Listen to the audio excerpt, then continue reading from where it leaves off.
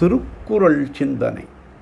பிறனுடைய பொருளான மனையாளை விரும்பி இழிந்து போகும் மடமை உலகத்தில் அறம் பொருள்கள் அறிந்தார்வால் வருவதே இல்லை. ஒருவனுடைய உடைமைகளுள் மனைவியே முதன்மையானவள். அவளாலேதான் எல்லா இன்பங்களும் இனிமை சுரந்து வருகின்றன. அயலானுக்கு தனி உரிமையான அத்தகைய உயர்பொருளை மயக்கத்தோடு உழைவது மதிகேடான அதிபாதகச் செயலாகும். அறம் பொருள் இன்பம் வீடு என்பன மனிதர்கள் நெறிமுறைகளின்படியே அடைய உரியன.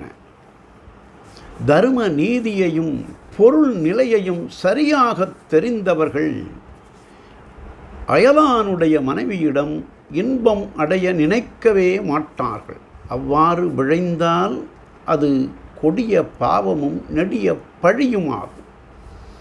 அறிவுடையோர்கள் அத்தகைய பழியை நினைக்கவே மாட்டார்கள். தன்மனையாளை தனிமனை விடுத்து பிறன்மனை கேகும் பேதையும் பதரே என்பது நறுந்தொகைப்பாட்டு. ஆகவே இத்தகைய இழி செயலை செய்பவர்களெல்லாம் பேதையர்கள் ஆவார்கள். நல்ல மேதைகள் அவ்வாறு அந்த இழி செயலை நினைக்கவும் மாட்டார்கள்.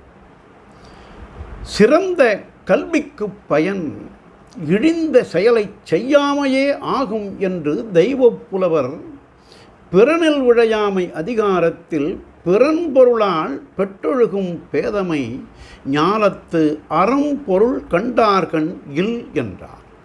நாளையும் சிந்திப்போம்.